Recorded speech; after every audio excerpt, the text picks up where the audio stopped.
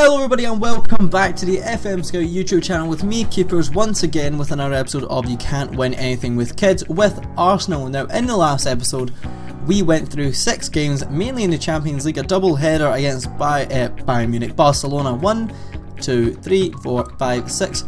Started with a 4-2 win against Watford, 2-each draw against West Ham, 3-1 defeat to Barcelona at home, 2-1 win to Man City at home, a 0-0 draw to Tottenham, and then a 6-3 thrashing at the Nou Camp. Today we're going to be ending on a Champions League game as well. We're going to be playing West Brom, Sunderland, Celtic, Everton, Chelsea, and then finished off with Dynamo Kiev. Now, the league table, we're actually sitting second, 1 point behind first, which is Spurs, who we drew 0-0 with. They're only 1 point ahead of us. They've lost 0 games, we've lost 1 against Aston Villa, and we've also drawn 3 and won 7, so we're doing really well with the players that we're using. Now, someone said that I think they need to be in the top 5 or something of the most played games. I can't remember what the comment was, I'm sorry if I got it wrong, but basically we need to, I feel like I'm going to have to start evenly distributing out appearances, i.e. start rotating the team around. Now I have been doing that in the last episode and half of the episode before that, but the game today is against West Brom. We'll go into the match preview. They're sitting at 11th, so they're on 15 points, we're on 24, so we're 9 points ahead of them. Now we're at home now. Should we go for this home tactic or this home tactic? I think I'll go for this one. Do a quick pick. James Rodgers is absolutely shattered, and now, where is he? Gabriel Paulista is back. He's on 90, whereas Rodgers is on 80. Now Rodgers has been by far the worst regen that we've used so far. I think we'll continue to play everyone else. Most of our up front are absolutely shattered, but it's going to have to do unless... Now, do I have to take Cazorla off or Matty Cole? Because Cazorla is absolutely shattered out his nut. Unless, you know, either way it's going to be alright. Now Sanchez could go off for... No, Walcott's even more shattered. We're going to have to go with that. Hopefully we come away with a win. Let's go into El Neni, who could possibly play in Duran, who plays in Sanchez, who gets the goal. The man who we're thinking of taking off before the start of the game, because he's absolutely shattered, has actually come in and scored in the 3rd minute. Bellerin, Sanchez, back to Bellerin, the right back, in place of David Donnelly, plays in Duran, and Duran is now picking up the goals. At the start of the season he was kind of in a goal drought, but now he's picked up his 10th in 12 league matches and a couple of Champions League matches. Neni into Duran, who plays in Sanchez again. Duran not only scores goals, but he sets them up as well. That's the second he's set up, and it's the second goal for Sanchez in this match also. And there's the final whistle. Arsenal 3, West Brom 0. A nice easy win, a nice easy 3 points. Tottenham also won 3-1, so they are still 1 point ahead of us. Here we are on the second match day. Arsenal sitting second, Sunderland 20th, so again, it should be an easier game. But we are away from home, so I'm going to switch to our away tactic. Also, Chamberlain actually got injured. It was actually international duty, and he got a calf strain. Also, another thing we can check if we go type in star. New England star, thanks Hodgson. England's latest star, Mamadou Dumba, has spoken of his pride of winning his first cap for England. So that's 2 of our regens actually gotten in to the England squad, which is fantastic. So Sanchez is actually so shattered, so we're going to play Cazorla there. Oh, he doesn't really play well there. Could Ozil do a shift there? Better than, not even better than Cazorla. You know what, Ozil will stay in the middle. Ramsey's come back from injury. El Neni also. You know what, we'll go with this team. Actually, do we play Donnelly instead of Bellerin? I think we will. And let's just keep Monreal. Walcott, he obviously has a lot of pace. Oh, Jan Kirchhoff is going to get sent off here. I think that's his second yellow. It looks like it's going to be. This could make it a little bit easier to try and nip this goal in. Walcott finds the ball out to Donnelly. Back into Walcott. Cazorla, there we go. We're now 1-0 up, which puts us top because Tottenham are still 0-0 with Newcastle. Hopefully that stays the same and we come out of this game top of the league. And there we have it, a 1-0 win. Wasn't obviously the best performance in the world, but it was good enough in order to get that goal. But then again, all of our players played above a 7 apart from Duran, so I guess it was a good performance in terms of rating, but in terms of goals, there was obviously lacking a few. Tottenham drew 0-0 with Newcastle, which sees us top of the league. Third game, halfway through the episode, Arsenal versus Celtic. Where are we in this table? Let's see, I'm sure we're second. We are indeed, we've got 6 points. Barcelona have won all 4 games and therefore have 12. We won 2 and lost 2. 1 against Celtic and Dynamo Kiev, lost 2 against Barca. Celtic are 4th, so if they win they'll obviously shoot above us, and Kiev are on 1. But I doubt Kiev will beat Barcelona, so I think it's dream over for them. Going in, let's see, are we at home or away? We're actually away, but I feel if we play our home tactics, obviously we're the much stronger team. Then we get Monreal off for Dumba. Matty Cole can come in again for El Neni. And Bellerin can play because Donnelly played in the last match. Anyone else who would want to play? You know what, we'll go with that and see if we come away with a win. I'm sure we can.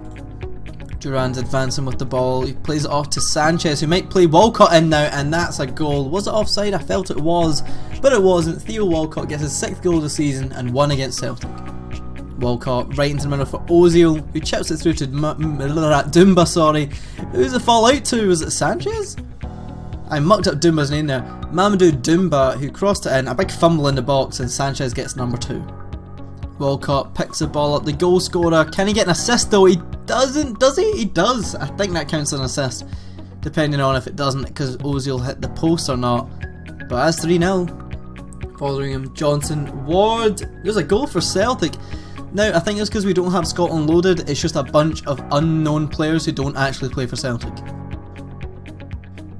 Ozil gets the goal there. That was quite a good one. 4-1, it's just a domination from now on. A nice switch from Aaron Ramsey up to Dumba, who plays in Cazorla. Is he going to play it back to Dumba? It doesn't look like it. Out to Bellerin. I doubt Bellerin will shoot here. He'll try and find a cross away. I hope he does. Ozil gets the goal there, and that's number 5. I feel so bad scoring so many goals against the team I support. And that is how that game ends. Arsenal 5, Celtic 1. I'm really happy with the amount of goals that we've been scoring in the past 3 games. Obviously Ozil got a hat-trick, Sanchez did get injured a little bit. It's not a major injury, just a potential knee injury. He got an assist and a goal. Cazorla with the assist, and as well as Bellerin. And here we are, our first game as top of the table, Arsenal versus Everton, who are sitting 10th, so might not be the most easy game, but again we are playing at home. But if Everton's manager knew anything, he would be scouting our last Champions League match, so we'll change our formation to our other home tactic, do a quick pick, see how it goes. Bellerin will come off for David Donnelly. Who else didn't play?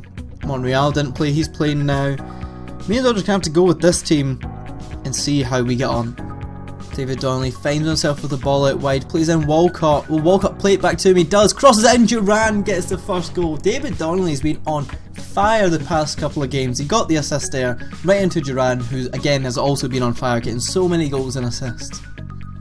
Matty Cole out in the middle of the box with the ball. Santi Cazorla, play it in, go on, don't shoot. Duran, there we go. Duran himself gets his 12th goal of the season. I think that's his 3rd goal in this episode, so that's 3 goals in 4 games. And our first game at the top of the table has just extended us even further. Why is that, you ask? Because Tottenham have just been beaten by Liverpool 1-0. Liverpool were down in about 9th, they're up to 7th, and now Tottenham are 4 points off us. We now have a kind of a game safety net, so we can lose a game and still be top by 1 point. The penultimate game of this episode, Arsenal again sitting first with those 4 points ahead of Spurs. Chelsea are actually sitting down in 15th, so this could be an easier game than expected. But let's just see this. Look at this. Arsenal board make extra transfer funds available. Chairman Chips Keswick is pleased to announce that as a result of an improvement in the club's financial position, the board have raised the current transfer budget by 92 million to 159 million. We have 159 million to spend. How did that happen? We can push it all the way to 206 million. Do we even bother spending that in the January transfer window? I don't feel that we actually have many places that we need to improve on, because obviously we're doing well sitting on top of the league. I've never had this much money lying in the bank account.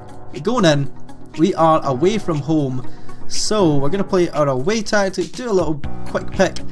Why is El Neni still playing? Was Matty Cole playing? I have no idea. We'll play Matty Cole anyway. There was Bellerin playing, or was Donnelly? I'm going to play Donnelly. Was it? Who played in the last match? I have no idea. You know what? We'll keep this team. Dumba, was he playing? We'll play Dumba instead of Nacho Monreal and keep the rest of the up front the same, because they work so well together. That was such a boring game, but I guess Chelsea do have a good team. They did play fairly well, but then again, so did we. A couple of high sevens before we subbed them off, obviously, Doombat and Ramsey. But I guess a draw is better than a loss. What happened to Tottenham? They won 3-0, so now they're only 2 points behind us, so we do not have that one game safety net anymore. And the final game of the episode, I hope you guys have enjoyed so far. Celtic and Barcelona actually finished their last game, where I'm assuming, yep, Barcelona beat, actually no, all the way down at the bottom. Barcelona won 3-2 in fact. They actually put in a good shift. Celtic put in a good shift against Barcelona, only to lose 3-2. So Barcelona have finished first. We've actually qualified for the first knockout round. Hopefully we can extend our lead to 12 points, so that would look nice. Only losing 2 games, that was obviously to Barcelona who are sitting top. But we are away from home, but I'm going to put this formation because our away one doesn't seem to make us score many goals. We'll go for this. Bellerin will play, you know what, I feel this is the strongest team we could possibly field. We'll go for that.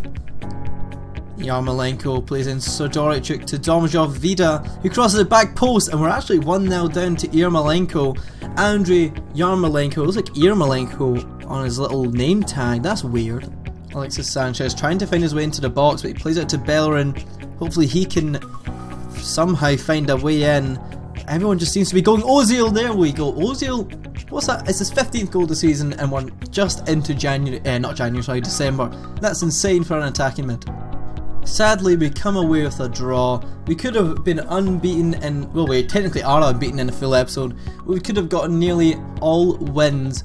But we finished the Champions League group with 10 points, 3 wins, 1 draw, 2 losses, 16 goals scored and 11 conceded. We should not have conceded that much, but for the games against Bayern, I think they scored 9 against us. So take 9 off that, you've got 2 goals conceded. I think that was 1 by Celtic and 1 by Kiev.